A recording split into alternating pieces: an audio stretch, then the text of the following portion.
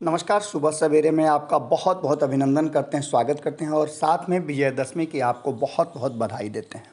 बिहार की राजनीति में उतार चढ़ाव तो होते ही रहते हैं, लेकिन जिस तरह के उतार चढ़ाव देखने को मिल रहे हैं उसे इतना जल्दी होता देख कर के सभी कहीं ना कहीं चिंतित हैं और ये अंदाज़ा लगा रहे हैं कि आखिर बिहार की राजनीति किस दिशा में जा रही है। जैसा कि आप सभी जानते हैं कि आज से लगभग 2 महीने पहले बिहार में नई सरकार बनी। नीतीश कुमार के नेतृत्व में महागठबंधन की सरकार ने काम करना भी शुरू कर दिया। 7 दलों का यह गठबंधन पूरी तरह से कहा जा रहा था कि मजबूत है और भारतीय जनता पार्टी को 2024 और 25 दोनों चुनाव में बुरी तरह से परास्त करेगा।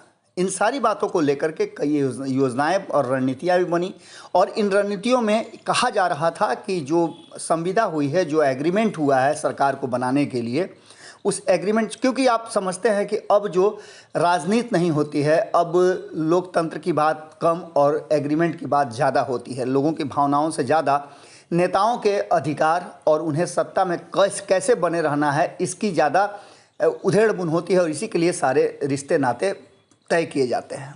आपने देखा भी होगा कि कई बार इन रिश्ते नातों में तल्खियों के बावजूद, एक दूसरे से काफ़ी दूरी के बावजूद, आइडियोलॉजी में काफ़ी अंतर होने के बावजूद सरकार बनाने के लिए सभी एक साथ आ जाते हैं।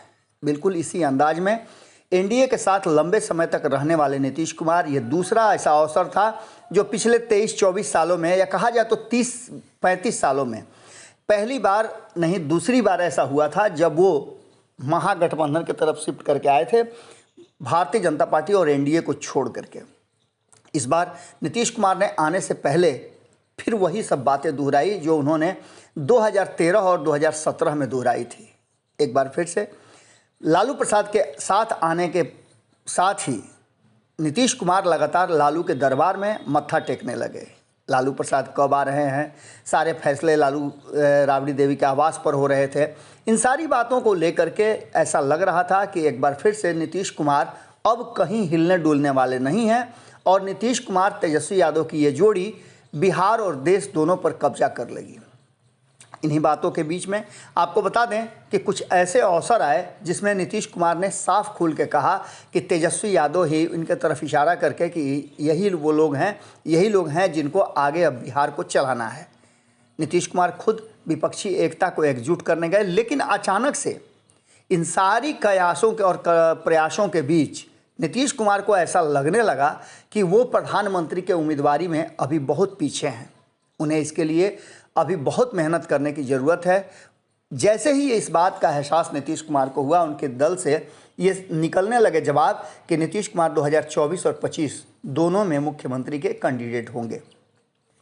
ये बातें उनकी पार्टी की तरफ से उठा और उठने के साथ ही आपको बता दें कि एक बार फिर से जिस तरह से भारतीय जनता पार्टी के साथ नीतीश कुमार की तल्खियां बढ़ी थी, उसी तरह की तल्खियां बढ़ गई। लेकिन इसमें एक और मामला सामने आ गया और मामला था बिहार प्रदेश के राष्ट्रीय जनता दल के अध्यक्ष जगदानंद सिंह के पुत्र का। जैसे ही सरकार में उन्हें शामिल किया गया, कृषि मंत्रालय उन्हें दिया गया, उसके बाद से ही बवाल शुरू हो गया। कृषि को लेकर के जगता बाबू कितने ज़्यादा चिंतित रहते हैं और कृषि को लेकर के उनकी सोच क्या है, ये कई बार हमने आपको दिखाया है। किसानों को लेकर के वो काफ़ी चिंतित रहते हैं और वर्तमान परिस्थिति में नीतीश कुमार पर उन्होंने आरोप भी लगाया था कि सबसे पहले मंडी प्रथा को नीतीश कुमार ने ही समाप्त किया था। ऐसे व्यक्ति को किसानों के बारे में कुछ भी कहने और सुनने की ज़रूरत नहीं है। कृषि विभाग उनके पुत्र को मिलने के बाद सुधाकर सिंह उन नीतियों को बदलने के लिए तैयारियां शुरू कर दी है और साथ ही उन्होंने भ्रष्टाचार का बड़ा पोल खोलना शुरू कर दिया। यहाँ तक कि उन्होंने खुद को भी, चूँकि वो उस विभाग के मंत्री थे, चोरों का सरदार बताया। इन सारी बातों को लेकर के तल्खियाँ बढ़ी और उनको अंततः इस्तीफा देना पड़ा। ये इस्तीफा सिर्फ महज एक औपचारिकता थी, क्योंकि इसके जड़ में जो असल बात थी वो ये थी कि जगता बाबू कहीं ना कहीं जदयू के निशाने पर थे। जब जगता बाबू पर हमला हो रहा था तो नीतीश कुमार पूरी तरह से चुप्पी साधे हुए थे। यहाँ तक कि तेजस्वी यादव को जाकर के नीतीश कुमार से मिलना पड़ा और मिल करके इन सारी बातों को क्लियर करना पड़ा, लेकिन उसके बावजूद भी नीतीश कुमार की टीम नहीं मानी। हालांकि जगता बाबू ने तेजस्वी यादव के निर्देश पर यह फरमान भी जारी कर दिया कि महागठबंधन को लेकर के कोई भी नेता तेजस्वी के सिवाय नहीं बोलेगा। लेकिन ये बातें आनी जानी हो गई। नीतीश कुमार के निशाने पर जगता बाबू थे, क्योंकि उन्हें पता था कि अगर लालू नहीं है तो जगता बाबू इस गठबंधन को और तेजस्वी यादव को मुख्यमंत्री बनाने की बात करते रहेंगे, क्योंकि दिल्ली में उन्होंने मुख्यमंत्री बनाने और 2023 तक सीट खाली हो जाने की बात कही थी, जो 3-4 महीने और बचे हुए हैं। इन सारी बातों को लेकर के जदयू के भीतर खलबली मच गई और इस खलबली ने कहीं ना कहीं बवाल मचा दिया आरजेडी के भीतर। आपको बता दें कि आरजेडी में भारी बवाल के पीछे जो मकसद था वो ये था कि तेजस्वी यादव को मुख्यमंत्री बनाने की बात हुई थी, लेकिन नीतीश कुमार उससे मुकर रहे थे। उनकी पार्टी से जो बयान आ रहे थे वो बयान कहीं से भी आरजेडी के लोगों को बर्दाश्त नहीं थे। इसके अलावा जो लगातार इस्तीफों का दौर शुरू हो गया था उसमें अभी कई लोग लाइन पर हैं। आपको बता दें कि सबसे पहला रामानंद यादव लाइन पर है, जिनको लेकर के कई तरह की बातें चल रही है और ऐसा लग रहा है कि नीतीश कुमार और सुशील मोदी एक बार फिर से उन्हीं रणनीतियों पर काम कर रहे हैं जो 2015 से 2017 के रणनीति पर काम कर रहे थे। एक बार फिर से भ्रष्टाचार का उजागर जहां एक तरफ सुधाकर सिंह ने किया, वहीं भारतीय जनता पार्टी की तरफ से सुशील मोदी लगातार जो मंत्री बने हैं राष्ट्रीय जनता दल के कोटे से, उन सब पर हमलावर हैं। ऐसी स्थिति में जगता बाबू इन सब चीज़ों को बर्दाश्त नहीं करते हैं और अगर उन्हें ज़्यादा परेशान किया गया तो वो मानने वाले नहीं हैं।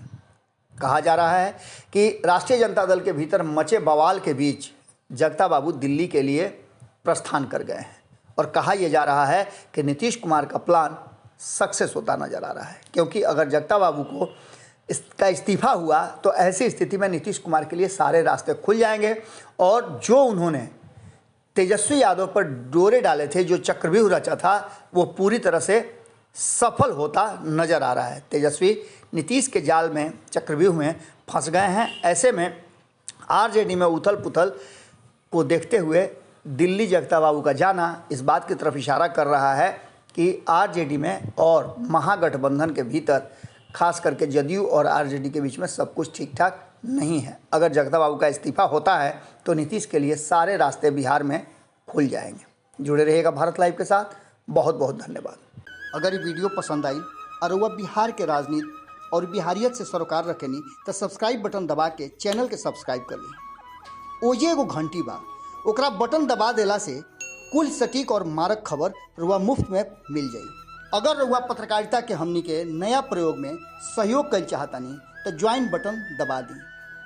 पेटीएम नंबर नोट कर ली 938681